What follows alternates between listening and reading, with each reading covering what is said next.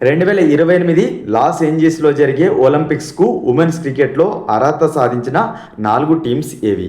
So 2028లో Los Angeles వేదికగా Olympics అయితే జరగబోతున్నాయి. ఈ ఒలింపిక్స్లో క్రికెట్ కూడా ఒక ఈవెంట్గా పెట్టడం జరిగింది. ఉమెన్స్ క్రికెట్ నుంచి ఇటీవల 4 టీమ్స్ అయితే అర్హత సాధించాయి ఒలింపిక్స్కు. ఆ 4 టీమ్స్ ఏమని అడుగుతున్నారు? Option 1 Bharat, New Zealand, England, West Indies. Option 2 Bharat, Australia, England, West Indies. Option 3 Bharat, Australia, England, south Africa. Option 4 Bharat, Australia, West Indies, south Africa. So మనకు మొత్తంగా 6 టీమ్స్ని అయితే ఈ ఒలింపిక్స్లో ఆడిస్తున్నారనమాట క్రికెట్ ఈవెంట్లో భాగంగా. అందులో 4 టీమ్స్ వచ్చేసి కాంటినెంట్ వైజ్ టాప్ 1 ర్యాంక్లో ఉన్న టీమ్స్ అయితే సెలెక్ట్ తీసుకోవడం జరిగింది. అందులో భారత్ ఆసియా నుంచి, ఆస్ట్రేలియా ఖండం నుంచి, ఇంగ్లాండ్ వచ్చేసి గ్రేట్ బ్రిటన్ నుంచి, యూరోప్ నుంచి, సౌత్ ఆఫ్రికా వచ్చేసి ఆఫ్రికా నుంచి క్వాలిఫై అయ్యాయి.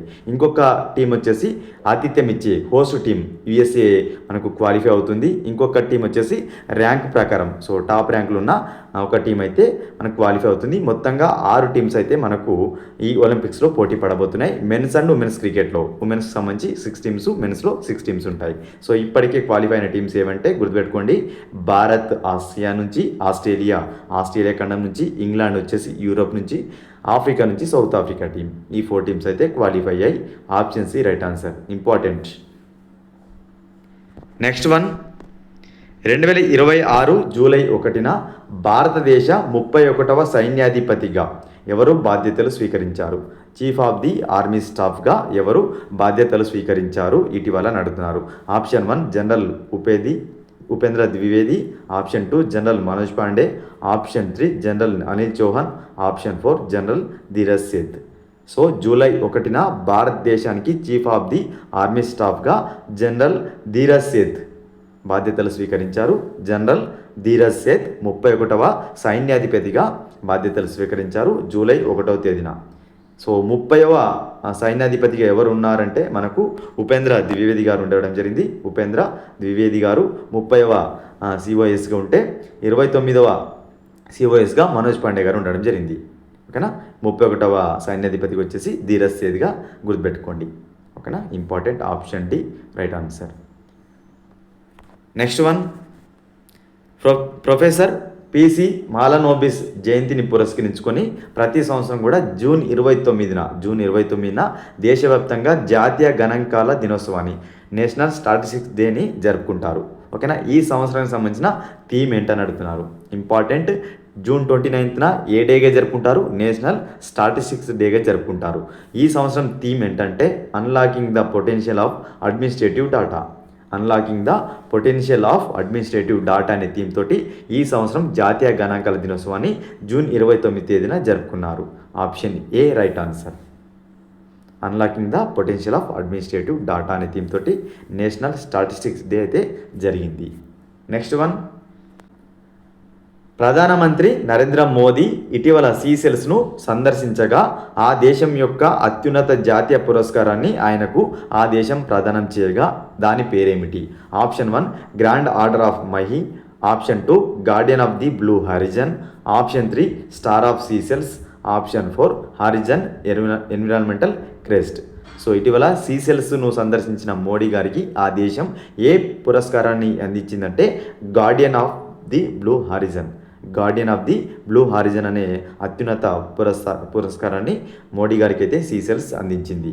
Important. Option B right answer. ఓకేనా, ఏ పురస్కారాన్ని? Guardian of the blue horizon అనే పురస్కారాన్ని సీసెల్స్ మోడీ గారికి అయితే ఇవ్వడం జరిగింది. నెక్స్ట్ వన్, కాలుష్యాన్ని తినే కొత్త బ్యాక్టీరియా అయిన బ్రాకీబ్యాక్టీరియం నెటాజనీని పరిశోధకులు ఏ నదిలో కనుగొన్నారు? ఇంపార్టెంట్. ఇటీవల కాలుష్యాన్ని తినే ఒక బ్యాక్టీరియా అయితే ఒక నదిలో కనుగొన్నారు. దాని పేరే బ్రాకీబ్యాక్టీరియం అనమాట. ఇది ఏ నదిలో కనుగొన్నారు అని అడుగుతున్నారు. ఇంపార్టెంట్. హుగ్లీ నదిలో, కోల్కతాలోని హుగ్లీ నదిలో ఈ బ్రాకీబ్యాక్టీరియం అనే దాన్ని కనుగొనడం జరిగింది. ఇది ఏం చేస్తుంటుంది? కాలుష్యాన్ని తింటూ ఉంటుంది అనమాట. సో దీన్ని ఇటీవల మనకు పరిశోధకులు అయితే కనుగొనడం జరిగింది హుగ్లీ నదిలో. Option C right answer. Next one, గర్భధారణ నుండి 18 సంవత్సరాల వయసు వరకు పిల్లల ఆరోగ్యం, విద్య మరియు సంక్షేమ ప్రయోజనాలను పర్యవేక్షించడం కోసం కేంద్ర మంత్రి అమిత్ షా గారు ఇటీవల పిఎం ఫ్యామిలీ కేర్ ట్రాకర్ అనే ప్రాజెక్ట్ను ప్రారంభించారు. పైలట్ ప్రాజెక్ట్ను ఏ నగరంలో దీన్ని ప్రారంభించారు అంటున్నారు. Option 1 Ahmedabad, option 2 Surat, option 3 Gandhinagar, option 4 Delhi. So PM family care ట్రాకర్ను ఇటీవల అమిత్ షా గారు గాంధీనగర్లో ప్రారంభించారు. దేనికోసం? మనకు గర్భధారణ నుంచి 18 ఇయర్స్ వరకు పిల్లల యొక్క ఆరోగ్యం, హెల్త్, ఎడ్యుకేషన్, సంక్షేమ ప్రయోజనాలను ట్రాక్ చేయడం కోసం పిఎం ఫ్యామిలీ కేర్ ట్రాకర్ను ప్రారంభించారు. ఎవరు ప్రారంభించారు? అమిత్ షా గారు ప్రారంభించారు. పైలట్ ప్రాజెక్ట్గా గాంధీనగర్ నందు. Option C right answer. Next one, Tamil Nadu ప్రభుత్వం భారతదేశపు చంద్రుని మనిషిగా ప్రసిద్ధి చెందిన ఒక విశిష్ట మాజీ ఇస్రో శాస్త్రవేత్తను తమ పాఠశాల విద్యా పాఠ్య ప్రణాళిక రూపకల్పన కోసం కమిటీకి చైర్మన్గా నియమించింది. అతని పేరేమిటి? సో ఇటీవల తమిళనాడు గవర్నమెంట్ ఏం చేసిందంటే పాఠశాల విద్య ఏదైతే పాఠ్య ప్రణాళిక ఉందో దాన్ని రూపొందించడం కోసం ఒకరికి కమిటీ చైర్మన్గా బాధ్యతలు అప్పచెప్పింది. అతను భారతదేశపు చంద్రుని మనిషిగా ప్రసిద్ధి చెందారు. ఎవరు అతను అని అడుగుతున్నారు. మైల్స్వామి